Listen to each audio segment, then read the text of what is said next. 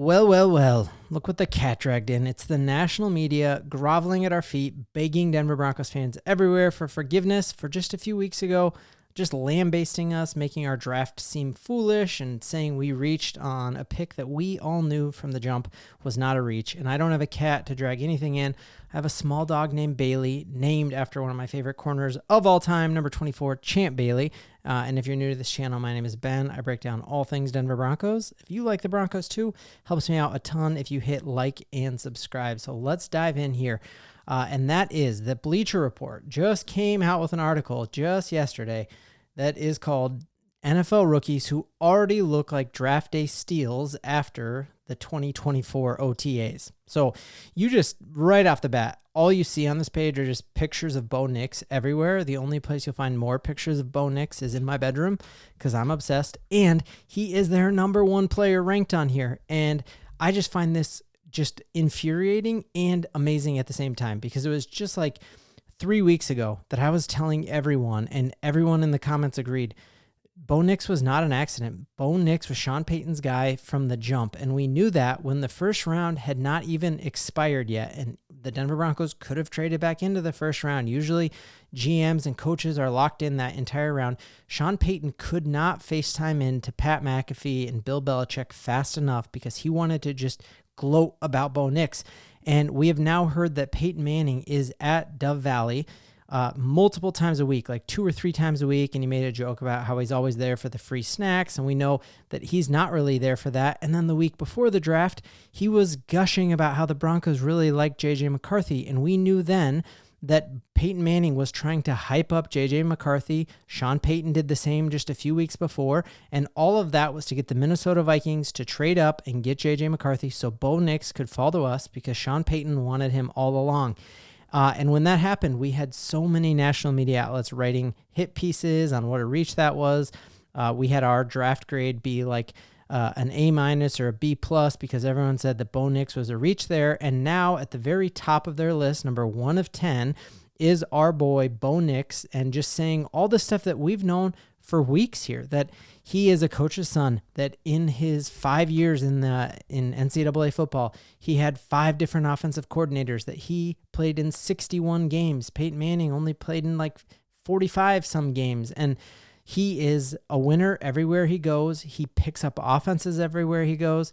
Davis Webb got the chance to be with him at the Senior Bowl. We know how much Sean Payton values the opinion of Davis Webb. And so this just isn't a surprise whatsoever to us, but I just love seeing this, seeing them use all the same quotes that we've used all along here, that he's farther along than most. He's really fast at picking up this offense. A player who played 61 games. He's a coach's son. He picked it up quickly. We know Sean Payton's offense is about getting the ball all over the place. We even saw in Drew Brees' little Hall of Fame thing a couple weeks ago that he talked about like how he can't even play catch with his son now because his right shoulder is so messed up. And by the end of his time in New Orleans, he didn't have an arm to throw, and still Sean Payton got him to perform at an extremely high level. And so there is no doubt about it now that Bo Nix is the dude here in Denver, and I'm just super thrilled to see people picking up on that. And I don't know if I'm ever going to forgive them, or if I'm always going to remind them of the fact that, hey, you made that horrible thing and made fun of him because Sean Payton cared about what was in his backpack. Do you remember how ridiculous that felt? The other great news in this is just looking as you scroll down this list, you are not seeing any of the other dudes who people were hoping we were going to pick at the 12th pick. You're not seeing Bowers, the tight end who went to the Oakland Raiders, on here. You're not seeing any of those other quarterbacks. And so I just think it's a great sign that even Bleacher Report is telling us that we got the number 1 steal out of this draft, that 5 seasons, 4 offensive coordinators, 61 games. He has the record of all time for the highest completion percentage in all of college football. And I think that's crazy, because we heard the knock on Troy Franklin coming into the draft was that he struggled with drops. And so if Bo Nix had a 77% completion percentage with his lead receiver struggling with drops, he would have been over 80% had Troy Franklin just not had those drops. And I think we got the dude here who's got humility, grit, and he's got all of the things that we need to take this team back to relevance. And I'm so excited about it. Yeah, here he is, 5 offensives, 5 years, 5 different play callers. I've been able to learn from a lot of different success, been around a lot of different types of coaches, so he's going to pick up onto this very quickly. We heard Payton Manning the other day talk about the different routes to starting quarterback. Do you sit a year? Do you play right away? And I don't think we will ever see a college football player who comes into the NFL as ready to play as Bo Nix is. And I think we're going to see that very, very soon with open training camps for all of us in Broncos country, and that's great news.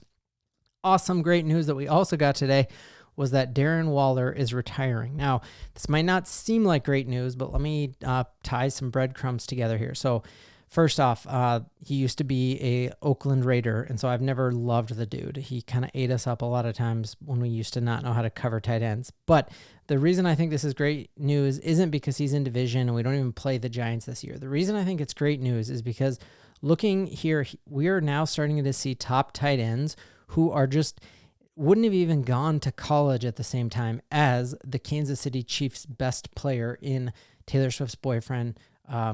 What's his name? Travis Kelce. Yeah, I knew that. But announcements today that Darren Waller is retiring, and I think that's awesome because Travis Kelce will play most of this year, and he is the Kansas City Chiefs' best weapon outside of Patrick Mahomes. And we saw the Kansas City Chiefs could not have had a worse offseason if I wrote the script for them as a Denver Broncos fan. You've had players arrested. You've had controversies on social media.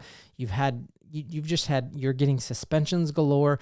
You got your number one pick getting hamstring injury, and already he's missing out on OTAs. And we saw they had a limited wide receiver group to start with, and now you have injuries and suspensions coming. And then really all of your eggs are in this basket here of Travis Kelce, and he will play most of his snaps this year as a 35-year-old tight end. Awesome article here about the peak tight end season. And while Travis Kelce has been the outlier a couple of times, we know that Father Time is undefeated in the NFL. And if you look here, the peak age of a tight end are all in this 25, 26, 27 year range. And so we are now at this point here where it's like, yeah, Travis Kelce might have a decent half a year, but at this point you are talking about unprecedented performance if he's to do that. And I just think that's fantastic news for the Denver Broncos facing him twice a year. And there was a commenter that I screenshotted for later on in the season when I think it's an actual reality that it is very possible that the Denver Broncos don't just finish second in the AFC West this year. We could win the division because I think the Kansas City Chiefs had that bad of an offseason, and they are relying on old dudes to get them across the finish line. And that might work a couple of times, but for the Kansas City Chiefs to three-peat, I really think they need to go in and rebuild and retool around Patrick Mahomes, because you are now talking Hollywood Brown, who everyone hypes up, yet has been a drastic underperformer everywhere he's gone, from when he was with Lamar to when he was in Arizona. You're talking Xavier Worthy, who's already having hamstring issues, and you see just in OTAs running on air that he's dropping passes. You got Rashid Rice, who is arrested and is going to be getting some sort of suspension for hitting a photographer, for getting in a high-speed collision and fleeing the scene. And so you just look at the Kansas City Chiefs, all of their eggs are in an aging basket with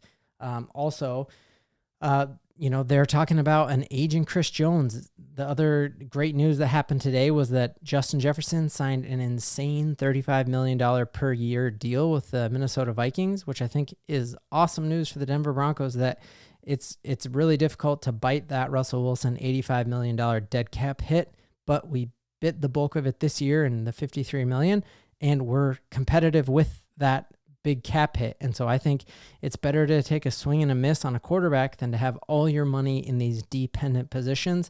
And you look at $35 million per year for Justin Jefferson, or do we just kick up a little bit more and get Cortland Sutton back? I think that's going to be great. And the other good news for the Denver Broncos on this is you're talking Chris Jones is also one of the highest paid players in the NFL. So now you have the highest paid tight end, the highest paid defensive tackle, that one of the highest paid quarterbacks. And there just really isn't a whole lot of room outside of those three for the Kansas City Chiefs to do anything. And that should have us all extremely excited. I know it has me excited. And let me know in the comments, what are you going to do when Bo Nix hits and you remember all those horrible things everyone else said? Are you going to be friendly and forgive them and turn the other cheek? Or are you going to be like, no way, man, I always believed?